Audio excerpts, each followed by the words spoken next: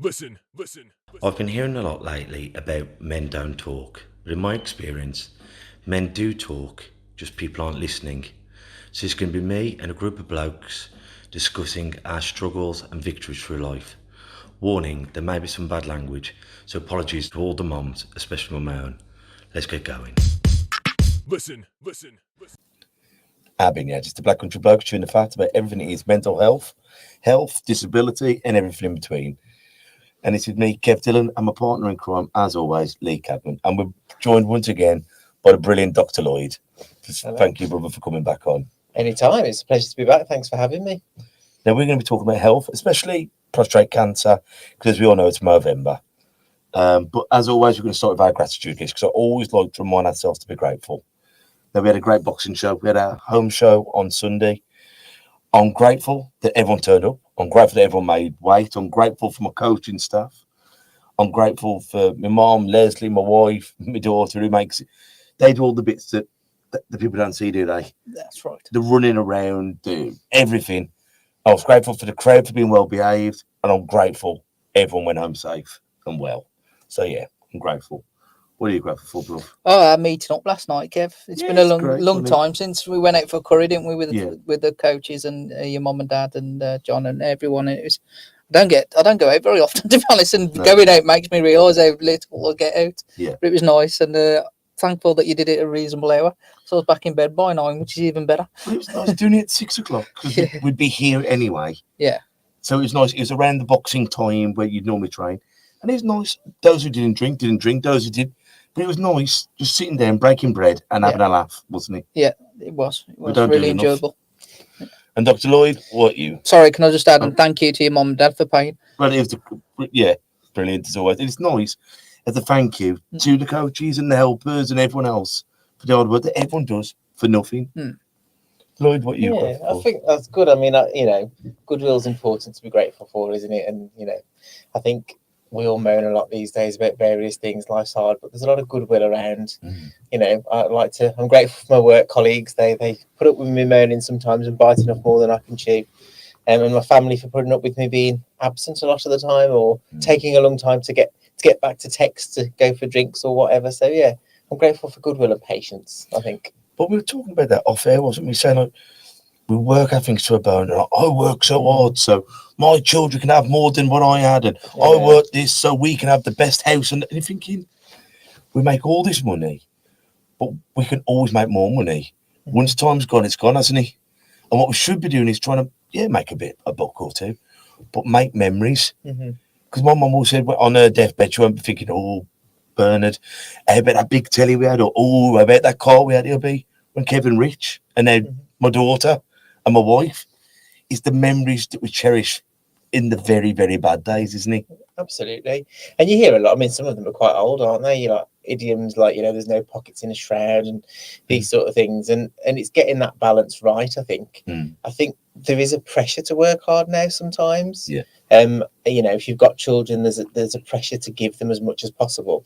And I sometimes wonder if in society some of that comes from the fact that you're always at work. So you feel guilty, so you want to buy stuff for your kids. Yeah. And it becomes this vicious cycle. Yeah. And actually, like you say, most kids, they really don't care about that sort of stuff. They want you to be there. I remember wanting to be with my mum and dad when I was a kid. You want presents, but it's not the be all and end all. Well, I always said when it was a kid, it was keeping up with the Joneses. Now it's keeping up with Kardashians, but on a bricklayer's wages. You know what I mean? No, I think it's true. There is a lot of pressure, and that isn't fair either. Because I think there are some people who are fortunate enough to earn enough money to be able to buy some of those things. But there are plenty of other people out there who work just as hard, but don't earn the same level of money. I think it's important to remember that as well, that, working hard doesn't always equate to wealth, or being rich doesn't mean you worked harder than somebody else. Yeah. And I like to remind people of that because, if somebody's worked a minimum wage job their whole life, they could have worked just as hard or harder than me. Yeah. So I think value is important, and the pandemic taught us that, but everybody seemed to forget it, didn't they? All those people who actually probably are lower paid kept the country going, people clapped for NHS workers and other things, and people very quickly forgot about the sacrifices those people made at the time. 100%. And and isn't it funny? I say this a lot on the shows. the pandemic was only the other year. It wasn't like it was in the 90s or the 80s. It's in living memory. And people were going, you know what? All I want for Christmas to see my mum is to give me Nan a kiss. I don't want, and then the next year it's all I want is a Ferrari again, and all I want is the new. You think if this was only last year, guys, be grateful that Nan or Mom or old pals can break bread together, sit in each other's hands, have too many to drink, give each other a kiss and cuddle, and isn't that remarkable? Isn't that the true meaning of family? Absolutely. I think we have become privileged, haven't we, that we've started to neglect those things and aspire to other things that's really stuff. And you all see memes on Instagram, Facebook, don't you, and things. And I'm going to get this wrong now because I'm on here, but there's one that, you know, basically sums up when people start loving other people instead of loving things, the world will be a better place. And it's got a little bit like that, hasn't it? Sometimes we put more into having that fancy holiday or fancy car or fancy whatever than, you know, that coffee with your friend or a pint with your mate or that cuddle from your nan. And actually they are the real things in life, aren't they? Yeah, but that's what social media is showing you as well, isn't it? It's just about what people have or what people are getting, not sitting down with your friend and doing that. You know, it's I've had this nice holiday, this nice car, this nice that. Here we are on the beach, and said, put your phone down and have a conversation with your missus. Enjoy the beach. Go and make some sandcastles with a baby. You know what I mean? Stop showing me in blooming Brolly Hill and spend your time with those you're there with. Yeah, it's about being present there, isn't it?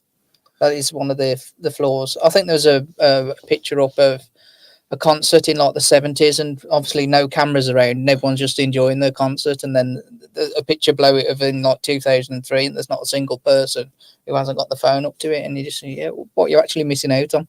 Yeah, you know. Absolutely, it changes the environment. And it's funny you say that, because I read there was a piece of research, sociological research, that looked at this, and apparently they discovered that people who go to a concert or a memorable event and spend time filming it and taking pictures remember less of the event than those that didn't. Of course. Okay, yeah. You know, which makes sense, I suppose. Because you're trying to get it Yeah, on you're not screen focusing, and- you're not in the moment, you're not Mm. experiencing that time.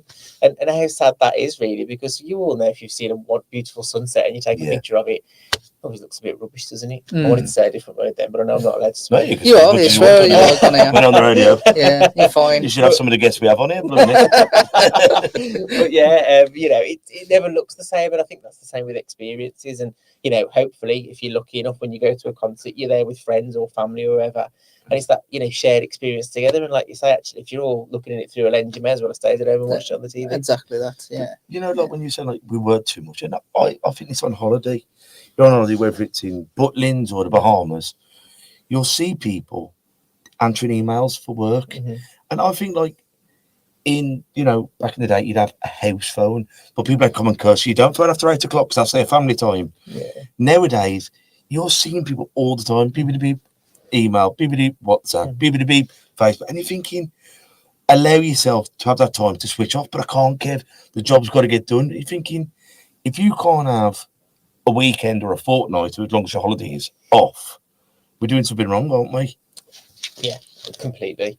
And you know, I'm guilty of this sometimes as well. I mean, I've been fortunate to have a couple of holidays this year, and the first break I went on, I went and logged on to sort a couple of emails, a couple of things I wanted to do, and I really regretted it at the time, because I thought, actually, what extra am I going to get for doing this?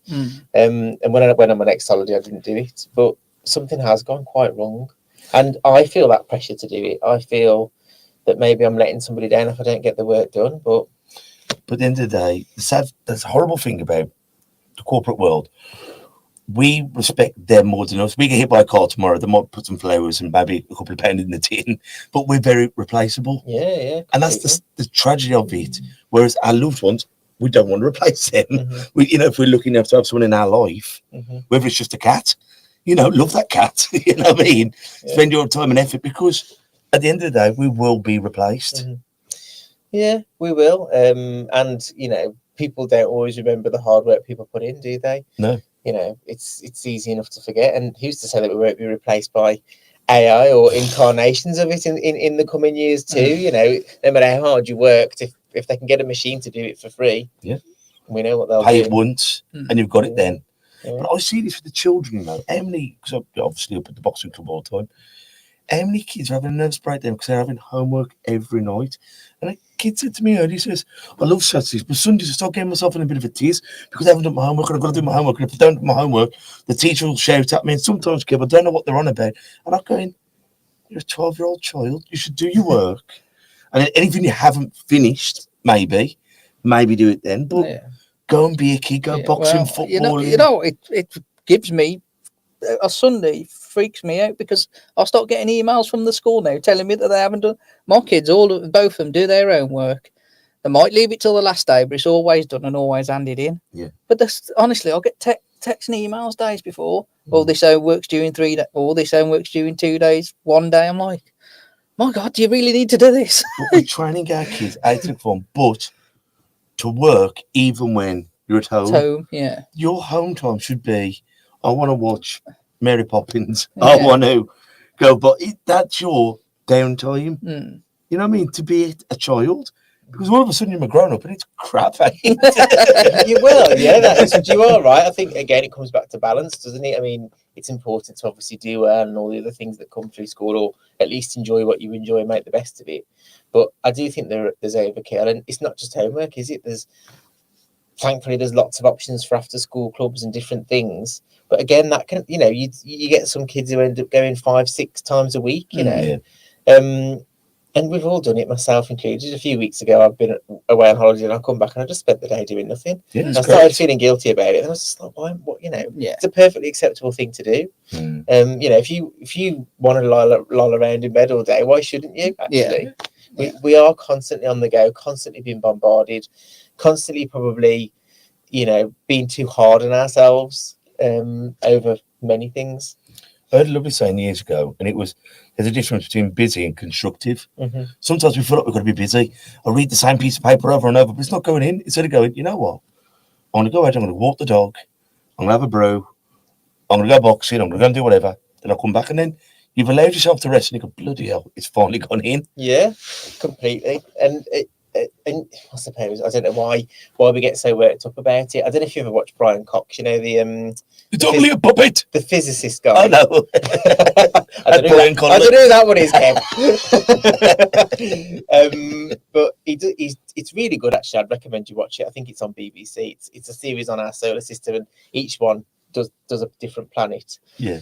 Anyway, by the time he gets to the last one, he like talks about the wider universe, and basically, like, you know, as an astrophysicist would, talks about that at some point in the very, very distant future, there will be nothing. The universe will end, and every single inch of memory that has existed will be erased. You know, even though we've got statues and we record things on our hard drives, it will be destroyed, and no one or nothing will ever know it was there.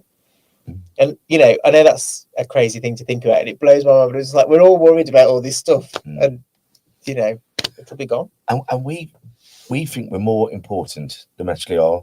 We think, oh, I've got this spot, everyone's going to look at me. And it's in the boxing world, when you put someone's head guard on in the corner, and you can't hook it, and you're thinking, oh, everyone's looking at you. No one gives a kipper's dick. No one has even seen you worrying. But we make ourselves more important than we actually are. Instead of just thinking, they haven't noticed. And if they do, it's probably another boxing man who's going, I'll struggle as well, mate, don't worry.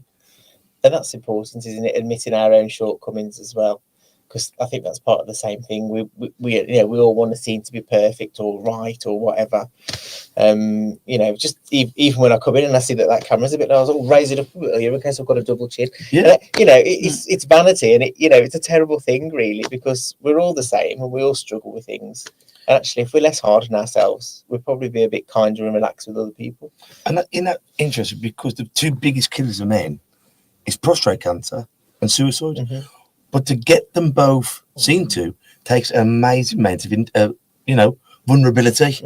Either to admit that me, this strong boxing, fighting man, is having panic attacks or depression, or I'm getting frightened, or the other one, you know, finger up your bum, you know what I mean? And it's like, I'm vulnerable. You're seeing me and my weak, but a lot of time, having the courage and then pursuing the medicine makes you better.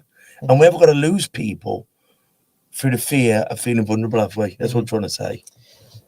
Yeah, it's hard, and I think, I mean, we all know that men are less likely to go to the doctor than women. It's a generalization. There'll be some men who, do the job perfectly and do what they need to do, and there'll be some women who, avoid the doctors like the plague. But as a generalization, we know that, and I see it in my practice. I often see blokes who are like, "No, I'm only here because the wife sent me," or "I'm only," that is more common than you think. Yeah.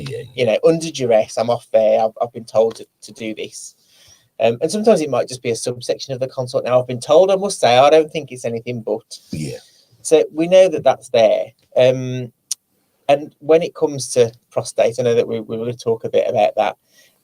A lot of people, obviously, there's an intimate exam involved or might be involved. So it's even more scary. It's not just trying to get an appointment with the doctor, which I know is not easy these days. So you've got that's your first hurdle.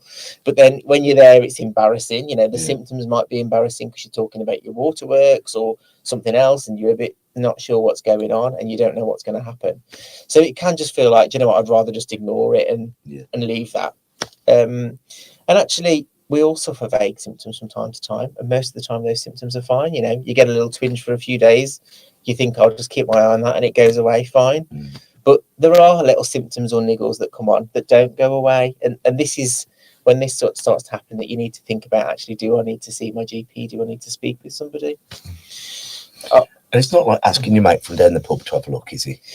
No. And when you go to the pub, you're not saying, I've just seen Kev then. When you're never with, Kev, Kev Dillon, yeah. It's probably not the way to go, but each to their own. But it's professional, isn't it? And and at the end of the day, you're there to make me feel better. Mm-hmm. You know what I mean? You're not there to gossip with your mates and your doctors. You're there. That's all coming with something embarrassing, which I believe to be embarrassing, which isn't, because we're human beings, things go wrong. It's to have it done. And what could you explain to me what the prostate is? I can. Before I do the educational bit, I think I just want to follow up on what you just said, because, I know we say this all the time, but we hear and see a lot of different things as doctors. It's quite normal to us. And certainly symptoms to do with the prostate gland is bread and butter work. It's not going to raise an eyebrow for me at all. And we're bound by GMC regulations. We take an oath. We don't sit around and gossip or say or talk. We're not allowed to do that. And to be fair, we wouldn't anyway, because like I said, it's so bread and butter and so normal. And even though I'll go into this in more detail as we go along, you don't go, if you've got a problem with your prostate, you don't have to have a finger up your bum. Yeah. That's not a foregone conclusion. So if that's the main reason you put off going to the doctor to discuss your prostate, don't let it put you off. You can go in and put your cards on the table and say, I don't want that, and we can work around it. Well, the blood tests are phenomenal now. Some of the testing, isn't it? Well, yeah, I think. Sorry, I wasn't dodging your question about the prostate. I'll do the educational bit. The prostate is a gland that is. Sorry, we're going to. Because I know people who were of an older generation, and they were very worried about the procedure. Let's put it that. Yeah. And they're going, oh, but someone else told my friend that he goes, you haven't got to have that now, old pal. It can be as good as they do tests for your blood, and they can see if so and so is elevated, or if so and so is down. And by look at God, they found it, and they could deal with it. Wasn't it funny that embarrassment might have held him back? But an old friend saying, don't worry, you haven't got to. You can do this. It is true. I mean, I'll go on to each one in more detail, because the prostate is a bit of a tricky one. Unfortunately, it's not as straightforward as just doing blood tests and things. But the gland itself is it's quite a deep-seated gland, and it's at the neck of our bladder. So if you sort of think, I probably can't do it on here, but you've got your sort of kidneys in your lower back, if you like. They're there, and then there's a tube from each kidney in most people that goes down to the bladder, which is almost like a little balloon that holds the urine. And then there's a water pipe called the urethra that comes out through the penis or vagina. And the gland's a bit like a walnut, and it just sits at the neck of the bladder there. And the gland's main sort of functions are, it helps to produce the semen, the fluid that sperm is in, and it also assists with ejaculation. So it does have a function. It's not a completely useless gland. Anybody who's got the gland is basically anybody who was born male. So men have got the gland. Trans women have got the gland. So somebody who's non-binary, who was assigned male at birth, will have a prostate gland, and some intersex people may have a prostate gland as well. And I'm sort of saying that because, you know, we're talking in the context of men, but there are other groups of people who it can affect. Yeah. And it is important to remember that if you are a trans woman, It could still affect you. yeah, that prostate wouldn't have been removed even if you've had, you know, surgery. It will still be there. It's not taken away. And there aren't many studies or much research. It looks like from some of the data that the risks are lower if you have hormonal treatment. But if you are in that category, then it is important that you still consider it as a risk. And I always call the prostate God's cruel joke if you're that way inclined. As men get older, everything shrinks. Your hair follicles shrink Apart on your from head. your ears. Yeah, apart from your ears. And apart from your prostate. The sad thing about your prostate is it's in a place where there's got no room to grow. And I think you probably remember I mentioned it's at the neck of the bladder. So in the middle of the prostate is that pipe where the wee goes through. So changes in the prostate can affect how you wee. And that's important to mention here. Like a pinch is kind of. Yeah, it's that hole can get more narrow. It can start to change. Yeah. And often, as all men get older, the prostate will start to get bigger. And that's a benign process. It's just what happens. In some men, it can actually get quite big, and we call it BPH, or benign prostatic hyperplasia. And we call it benign because it's not cancer. Now, classically, this is what causes the most waterwork symptoms, because this affects the prostate in the area where the wee would go through, that urethra. And men might notice that they're getting up at night to go for a wee more often, that when they go for a wee, it takes a while to get it going, or it takes a while for it to stop, or the flow isn't quite as good as it used to be, you know, little subtle things that happen gradually over time. And they're important to get checked for three reasons. One, it might be annoying you and affecting your quality of life. Two, it's possible that prostate cancer could be causing that. And three, there are lots of things we can do to help and fix that problem. So we've got BPH, which is quite common and affects most men to some degree or another. That said, there are some men who will make it to 95 and still be able to win a weeing competition, I'm sure. So that's one of the big things. The other thing that can go wrong with the prostate gland is something called prostatitis. It's an infection, really. This is often commonly caused by water infections, can cause this. It might be caused if you've had a procedure. So if someone's popped a camera to have a look in your bladder. And anal sex can also cause it because it can irritate the prostate. And that's normally treated with antibiotics. And then we've got the biggie, prostate cancer. We worry about cancer, I suppose, because by definition, cancer are your own body cells that multiply out of control and can spread to other parts of the body, which is called metastatic disease. And often that's what leads to people's death, sadly. And prostate cancer is pretty common. It's the most common cancer in the UK. Yeah, it's not the most common 1 in 8 yeah, in the UK in the lifetime. Yeah. And currently 395,000 men currently have it. Yeah. So it's really important. And it's important to mention that the risk isn't evenly distributed as well. So 1 in 4 men who are from African descent, so black men, whether you're from Caribbean, Africa, or anywhere else in the world, there's a 1 in 4 chance. So that risk is doubled. And is there any research why that would be, or is it there are lots of studies that look at it. It appears that there are some different responses to the levels of testosterone in the prostate. There might be some other genetic factors as well, but it is an important factor because when we come on to discuss symptoms and other things, you know, your risk is going to be higher if you're in that category. Obviously, the other big risk factor is men who have got a first-degree relative who've had prostate cancer. So that's a brother or a father. And I think the risk's about 2.5 times more. So it does do it up even more. And if you're black and you've got a brother and or a father who's had prostate cancer, that those risks come together, you know. So it really pushes them up. And that's important because I mentioned the prostate and symptoms. A lot of early prostate cancer won't have any. So a lot of prostate cancers won't immediately affect where that wee goes through. It'll be growing in another part of the prostate. So it'll be sat there doing its own thing.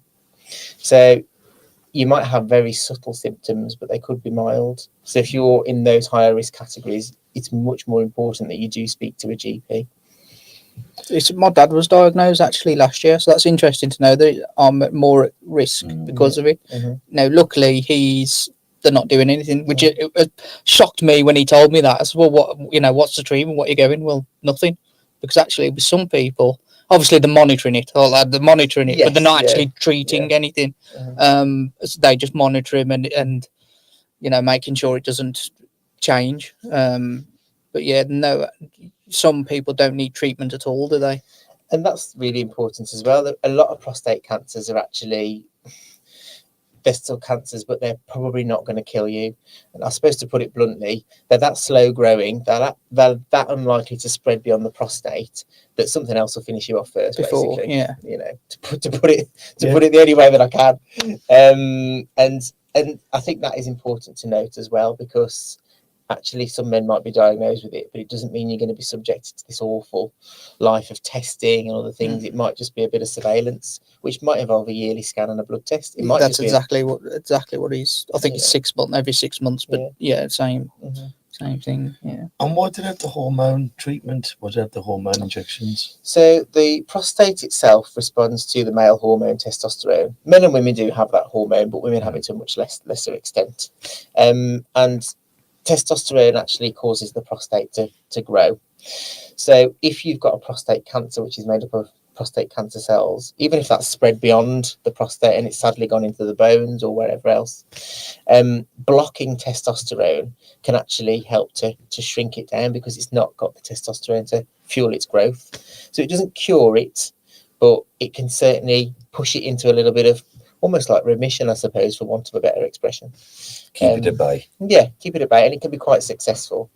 And whilst there can be some side effects to those treatments because your testosterone is being blocked, by and large, it's pretty well tolerated.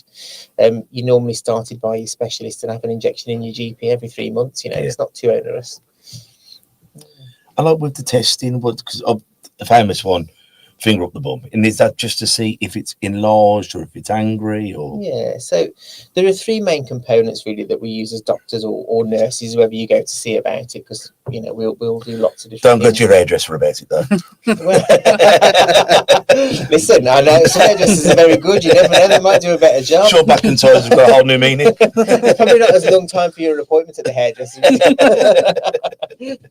Maybe that's where we should be training them up. I'll tell you something, I'd have to give Ben more than 15 quid to do it though. Hey, look here, I'm sure Kev. there will be a fee. Hey, Yeah, definitely. I'll give you 15 quid. So there are three sort of aspects. So the one thing we like to be fancy with our words is sort of the clinical history or the clinical diagnosis. So that's basically what you're telling me. If you come to me, Kevin, you're saying, God, I'm up all night weeing. It's been going on for months. My dad had prostate cancer, blah, blah, blah. That's the clinical bit. That's what you've told me. So in my mind, I'm already trying to use my knowledge, which is hopefully good enough to calculate some crude risk in my head. What's going to be the problem here? Is this going to be BPH? Is this going to be a water infection? Could it be prostate cancer? And that's the easy bit. Going and talking is easy, isn't it, really? Yeah. You can have that done over the phone these days with your doctor. That's not so bad. Feels a bit embarrassing, but like I said, we're used to it. So really don't worry. Talking about waterworks, I probably do 3 or 4 of those consultations a day. And then we've got blood tests, and PSA is something a lot of people are more aware of now, which is great. That's what I was thinking of. And it's prostate specific antigen. I think it was formally sort of put into clinical use in 1980, having been sort of researched on in the 60s and 70s, and then they managed to work out and identify what it was. And it was initially used for monitoring the progress of prostate cancer. So for many who were diagnosed with prostate cancer, they could use that blood test to see, is the cancer getting worse, i.e. is that number going up, which suggests the cancer spreading, and they could impact and look at what treatment is. We call these tumour markers. Quite a sensible name. We often give things a terrible name, but PSA is a tumour marker in that sense. But more research was done. And actually, one of the theories was, can we use it to screen men? Could we set up a screening program, a bit like the way we do cervical screening or breast screening? Really useful study. And whilst it does have benefits, it does turn out that PSA has what we call some false negatives and false positives. So it can come back raised in men when there isn't any prostate cancer. and sometimes it can be negative when there is. So it's not quite good enough to meet the threshold to screen, because it's not so bad when you think of one individual, but up and down the country, if there's 10,000, 20,000 men suddenly that are being told they might have prostate cancer, it's very stressful for those men, and they are going to families and and they've got to go through more invasive treatments, which puts a strain on the NHS. It's unnecessary. It's a strain on them, and sometimes some of these things, like a biopsy of the prostate, carry risk. There's a very small risk of death from those sort of things. So it's important that the screening test needs to be a bit more accurate, but it's still really useful. And we recommend, or the government guidelines currently are, any man aged over 50 who we suspect could have prostate cancer, or they're worried about prostate cancer, can have a PSA. The reason 50 is the threshold is under 40, prostate cancer is almost unheard of. It's incredibly rare, vanishingly rare. And most cancers go up as we get older, but prostate really does. And between 40 and 50, it goes up a little bit, but again, it's still pretty unusual. And then over 50, it starts to go up. And I think it peaks in the 70 to 79 group. So the reason why we want to target PSA is to avoid people getting false positives. There is some research looking at using PSA as a baseline in men. So looking at men having PSA done when they're in their 20s and 30s, and then following them over time to see what happens, because that could provide useful data and make it a more reliable test. And so are those the three methods? So, sorry, I haven't quite finished that, have I? So, yeah, you got the PSA. And then the final one is the finger up the bum. Yeah. We like to call it a digital rectal examination. You can call it what you want. We like to try and be fancy and make it sound not as bad as it is. It looks better on the form, doesn't it? Yeah, it does. It does. Yeah, it does look better. And it's quicker to write. You can just put the RE. No one knows what that means, so they get the internet. I'm doing it for that. By the time you've squiggled it in your doctor's handwriting, it is a very useful tool, actually, insofar as the prostate, where it is very difficult to get to, but we can access it through the back passage, and you can actually feel one part of the prostate. Now, it's certainly before the days of having fancy MRI scanners or access to scanners. Doctors in days gone by would have really relied on that. If you were a GP in the 70s or 80s, you didn't have a PSA test. You didn't have such easy access to detailed scans. So you had to be good at doing a DRE. It was more bread and butter. And back then, the GP probably would have insisted it was done if a man came, or probably just, got on with it and did it, because we weren't as good at explaining and talking maybe with people. However, it isn't necessary. You don't have to have it done.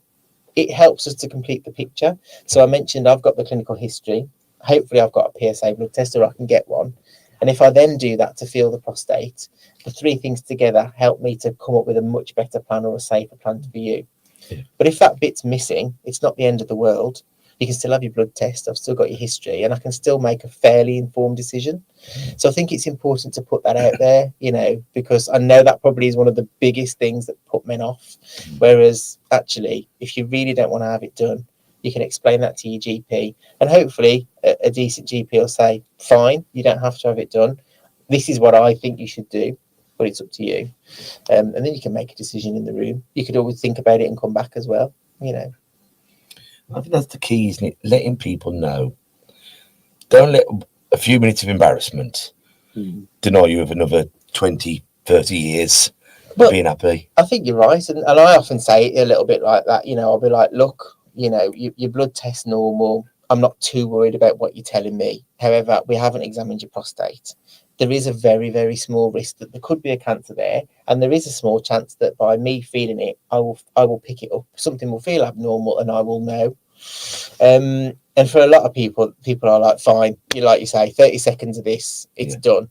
And if you do opt to have it done, you can have somebody in the room with you. You can have a chaperone. We offer chaperone for these exams.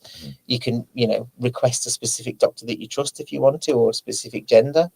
There are options for you. You can come back and have it done at a time that suits you. And it is actually quite quick. It's not something that takes long. And as you say, actually, it's far less painful than discovering you've got prostate cancer that's gone all over your body 12 months later. And that is the big thing. It's like with a stroke, was it fast? Them saying face, arm, speed, time. It's saying like with cancer, like with mental health. It's with anything, isn't it? Really, Soon as the quicker you get diagnosed, but treated. Treated. Because it's like I'm diagnosed, but what we're going to do about it? And we need the diagnosis. Boom, we've identified the problem, but now what we're going to do about it? That is really important, and it's the same for all cancers. And I think most people know this. The sooner we know about the cancer, the better the chances for that person. So, do you think with cancer that we've got better at identifying it, or there's just more cancer about it? Because people don't smoke as much, people don't drink as much, people don't eat as much lard. But I remember when I was a kid, it was 1 in 3 or 1 in 5 people with cancer. It's like every other person's going to get it. And I think to myself, is it I know you can't answer this. This is just an opinion that I'm asking. There's no facts. But is it, do you think it's like the food we're eating, the water we're drinking, or do you think it's just we're better at finding it? I think there are a combination of factors. I think probably one of the, again, you're right, there probably isn't one straight answer to it. I think the fact that we're getting older is probably the biggest one. Cancer by and large, thankfully, is associated with getting older. Obviously, sadly, there are young people and children who get cancer. But the longer you live, the more chance your cells are going to go haywire and you're going to get cancer. And our population has aged. So a lot of the incidents or increased incidents will be because of that. And as sad as it is, there are lots of people in their 90s who get cancer, 80s and 90s, and it's not a normal process of aging, but it's part of that life course, isn't it? So that's a big one. We also, whilst you're right, I think people's well-being's more at the front of their mind, and maybe there is less smoking and more healthy living. We've still got a lot of people who came through an age where that wasn't the case, who are getting older now as well, which were much more likely going to have smoked or drunk excessively. So that could push the incidence up too. And I'm not sure in some ways we are healthier, and in other ways we aren't. I think there's more people doing laborious jobs than maybe there is now. So maybe that tide will turn. Because I know we're the first generation that technically won't outlive our parents' age. It's starting to decline, isn't it now? And the obesity's really gone up, hasn't it? That's what I mean. I think, it's so. So I look when we're going like Merry Hill or something, and it looks like the average size is a size 16, 18 in women. And you see a lot of, they're either very, very gym buffs or they're very, very overweight. And you're thinking that there isn't the average kind of guy or girl. Everyone just seems that bit bigger, either it's muscle or timber. Yeah, I think that probably does play a role. We certainly, our BMIs nationally have gone up a little bit as well. And you're right, some of that is, work generally is more sedentary for most people. The days of heavy industry are gone. This area is a prime example, isn't it? Yeah. 50 odd years ago, we'd have all probably worked in heavy industry. That's probably what we'd have ended up doing, one way or another. Either the coal, the steel, or the glass. That's it. And they were physical jobs and they were fraught with lots of industrial exposure, but we know that physical activity confers a lot of health benefit as well. It's not good sitting around. We didn't evolve to be this way. So I think, it's probably a complicated answer, and maybe there are other factors like, people talk about microplastics and parabens and other things that go on. They probably may play a part. I don't know. It's interesting. I've learned so much today because you know bits and bobs about the prostate, don't you? And you roughly know what it does, but it's good to actually have that kind of information, but not as in school where you've gone through every vessel and every part. You know what I mean? I did a bit of that, didn't I? It probably was a bit boring for a while. No, it's interesting. Because it's just you don't know what it is, do you? No. You know what prostate cancer is. It's a cancer, but you don't actually know where it is and what's kind of. Even myself, and like I say, my dad was diagnosed, but I didn't research to find out kind of what it is, and how it affects you. And I certainly didn't know that I'm more at risk now because he's had it. So it's knowing stuff like that, and knowing that one of my questions was going to be, well, can I get checked previous to that? But seems like the risk is that slim up until I'm 50, that it's, unless basically I show symptoms, there's no reason to get tested. Not necessarily, yeah. I mean, the common sense approach is good. I think I often think when I come on to talk about things, I don't want to frighten people. I think it's very easy for us to get anxious about our health as it is to get anxious about many things. And, you know, you can sometimes listen to something like that and come away, you know, thinking you've got everything. I often joke with my patients, they'll be like, I Googled it, I knew I shouldn't have. And I'm like, Google's got you dead and buried in 3 clicks when it comes to your health. And it has, you know, it's very easy to be like, oh my God, worst case scenario. I can say sometimes that's not a bad thing either, because it might actually make you go and get checked. That is. Whereas if it said, no, you're absolutely fine, you'll be fine, you go, well, I won't get checked then. Yeah, that's true. But I think, you know, we spoke about balance a lot, haven't we? But it's if you're concerned, obviously going to speak to GP is absolutely fine. There's nothing wrong with that. At any age, really, you know, it can be an educational consultation, and hopefully you'll come away reassured. I mean, if you don't mind using you as a specific example, because it's quite useful. I presume that you're under 50. We don't want you have to disclose your age. Nearly 40, but under 50. Yeah. Yeah, you know, it's unlikely that you've got a problem, but if there were any sort of issues with your waterworks, something niggled, something that had changed, then I would go and see your GP about that in light of that risk, and make the GP aware. They should ask, but they might not. If they're having a bad day or running behind, you know, just be like, look, my dad's got prostate cancer and I'm a bit worried about my own risk. It's reasonable, because actually that GP is probably going to more likely think, do you know what, we will do a PSA, let's find out. Especially if I was under that age of 50 and was having symptoms, it wouldn't initially come to that, would it? You'd probably think, you know, 40-year-old guy walking in, 45-year-old guy, or, you know, probably just a bit worried about it, but actually that throwing that information in would make a difference. And I think it's important that people are aware of that, because it's not, you know, not all risks are the same. And I didn't mention as well that if you are a man who's got a female first degree relative, so a mother or a sister who had breast cancer due to the BRCA1 gene, that pushes your risk up a little bit as well. Right. Of prostate or breast cancer. So of prostate. But people forget the men can have breast cancer as well, don't they? Yeah, they can. Yeah, and I think even us as clinicians wouldn't think about it at all. You know, I think if a man said they had like pain in their pec muscle or something like that, or in not pec, well, I like to say minor pec muscles, but yeah, you know, you wouldn't necessarily think of that straight away, and you might not even do the same sort of exam that you do on a woman. But men can get breast cancer, and sadly, again, as we were saying with cancers, it's often too late. You know, if you've been embarrassed to go to your doctors over some symptom and left it too long, that cancer becomes so much harder to treat, and often isn't curable. And isn't it funny? I'll repeat myself, but like embarrassment, pride, embarrassment, it's a killer that hasn't got to be the killer, I think. Because at the end of the day, who gives a monkeys about it? You know what I mean?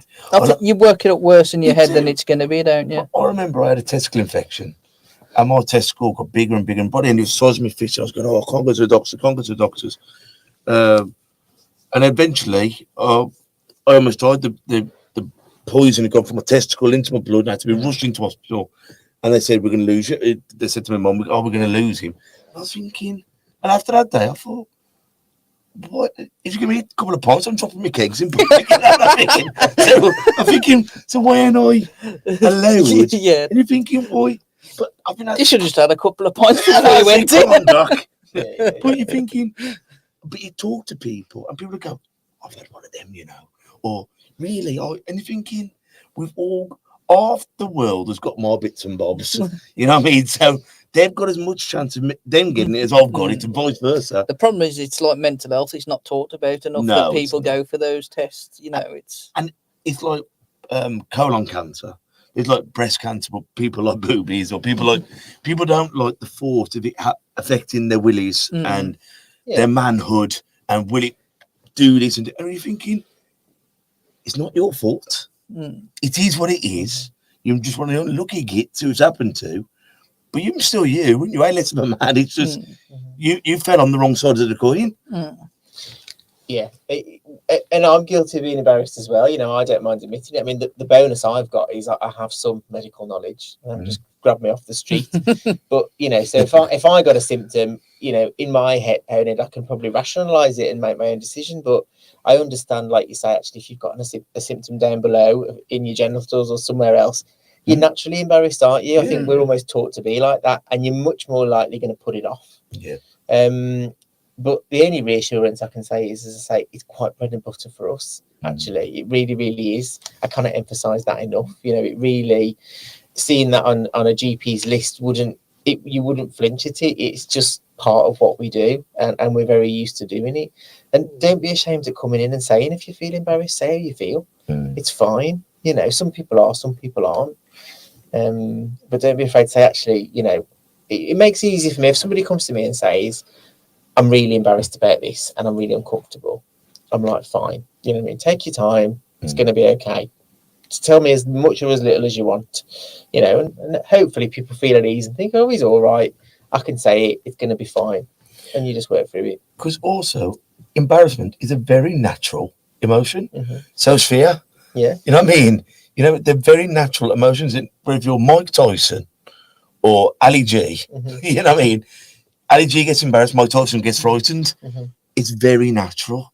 You know, every single person on the planet has felt them two emotions. Yeah. So you're not different on there either. No, and we just don't always show them or talk about them, as you said. But when it comes to intimate examination, you don't have to have these things. Yes, it helps us as doctors. I think I said, you know, the 3 things with the prostate. It's good to have, but we're not going to force you to do it. You know, if you come in and give me a history and I want to examine you, I'll ask you. I'll be like, this is what I'd like to do. If you're like, I can't do that, we have to find a way around that. You know, it might be something quite blunt. There might be times where we're like, look, on this occasion, I think it is really important that I do examine you. We could miss something like blah, blah, blah. However, that's up to you. That's your decision to make. If you want to go away and think about it, you can rebook. Yeah. You know, but at the same time, sometimes we wouldn't need to necessarily do it at all. So don't let that be the thing that puts you off. Yeah. So do you think Movember has brought more attention, or does it just give blokes excuses to grab moustaches? What are you trying to say? Is that good? Well, it's not really a moustache. I think these things have brought attention, actually. They often don't always do exactly what you'd hope they'd do. I mean, I don't know the full, you know, background to Movember, but I think it is a good thing. It becomes a talking point, doesn't it? Yeah. And as you say, well, you wouldn't be sitting here now talking about it if it wasn't, would you? Absolutely. You know, that's the whole yeah thing. So I think it does, doesn't it? It brings it to the forefront, and it brings out important conversations like we're having. That, you know, these things do happen. Sometimes you do have to get checked for them, and after you explain it, the check is not as scary as what you'd imagine. Yeah, it often isn't, and most of the time, you know, most things turn out to be something and nothing. You know, they really, really do. Because that can be the other thing that puts people off. It isn't just that shame and embarrassment side. Some people are genuinely like, well, what if it is cancer? That's a much bigger you know, thing. it's when my dad got his diagnosis, it gave him a bit of a mental breakdown, to be quite honest. And I don't like saying it turned out to be nothing, but it's turned out to be something that's not going to affect his quality of life at all. And like you said, he's actually more likely to outlive it, basically, than it's something else more likely before that. And you don't realise that because you hear cancer and it's dread, isn't it? You know, and then it's the chemo. Oh God, I'll never have that chemo. And it's all that I'll lose my hair, and I won't have to work. If I don't work, then what's going to happen to you? And it's you're down the rabbit hole then, yeah. And we know that, you know, it's human nature, isn't it? When something starts to panic, you become overwhelmed and you start to catastrophize and you start to think about the bigger picture instead of actually bringing it back down. You know, I used to sort of work at the university years ago and help facilitate exams, and you'd very rarely see, but you'd see a student who'd come in, who'd open their exam paper, and you could tell they didn't understand the first question. So they'd look at the next one and the next one, and all of a sudden they're frantically going to think, I can't answer any of these, instead of taking it step by step. And like you say, if you've got diagnosed with cancer, yes, it is an absolutely devastating moment for people. But it is important not to think about absolutely everything, all of these eventual outcomes. We talk about this in addiction as well. It's like you're not thinking about never having that drink for your whole life. You're thinking about not having that drink today. Not having that drink in an hour. Let's take it step by step. That's all it is, because actually life is in bite-sized chunks. You know, we don't know what fate's got in store for us half the time, so there's no point looking too far ahead sometimes anyway. I think that's really important, because if you spoke to someone who's addicted to alcohol now and said in 10 years' time you're not going to be addicted, they probably won't believe you. but actually through doing it step by step, they get to that 10-year mark. So you mean in 10 years' time at my daughter's 18th birthday party, I won't be able to have a glass of, and you go, well, that's 10 years away, Bert. Yeah, you know what I mean? Everybody just get today Done. done, you know what I mean, day by day. And I think that's important, isn't it? If you have got a symptom and you're worried about it, and it's human nature to go into denial sometimes, because actually if you ignore it, you hope that it's going to go away, hope it's going to be nothing. But if you've done a couple of weeks of ignoring, that is the sort of time that actually you have got to talk to somebody. If you don't feel able to talk to your GP, talk to a mate who you trust. You know, you've just shared an experience. A lot of people have got experiences they might not have shared with their mates. And as I said, they might turn around and be like, oh, I had that and I went to my GP, it was fine. And just the fact that your mate went through it makes you feel okay. You know, but it is good to share and open up and realise that actually we're all pretty much the same. We all have the same hopes and fears. And we can all go into denial when we get a symptom. Hopes and fears and bits and bobs. Yes. Sounds like the title of a book, doesn't it? Well, I think if that ain't a number one hit, I don't know what it is. Well, you could do a series of books if all else fails. It's Movember for next year. That is the song. Yeah. I've also got a one-hit wonder, one song that'll last me all my life, you know. Either a Christmas number one or a World Cup, but that one-hit wonder, that's enough for me. But on that note, on that bombshell, next Tuesday we're joined by a very, very good friend of mine. He's already been on once. He come on with Warren Davis, and that's Mad Pete Upton from the Priory Park Boxing Club. We're talking about him having cancer, boxing and singing. He's just one of my favourite men in the game. So I look forward to seeing Pete next week. So, Lloyd, as we always like to end, have you any quotes or sayings that have helped you get through life? Don't just use my little catchphrase then. Do you know, I do actually. I often sometimes say to myself, Rome wasn't built in a day. You know, your own little internal monologue. If I'm a bit stressed and I feel that all of the things I've got to do are insurmountable, I'm just like, just got to chip away at it a bit at a time. I'll get there. It'll be fine. I mean, I like to think that I'm that zen, but really I'm probably just swearing and crashing around. That'll do, and that'll do. Don't worry about that. We'll sort that out later. But it's all good at the end of the day. Well, thank you, brother, for coming back on. So, guys, thank you for listening. I want you all to take care of yourselves and each other. Ta-ra a bit. Listen. And that's a wrap for another show. But if there are any comments or messages that you would like us to read out for our next podcast, please be in touch.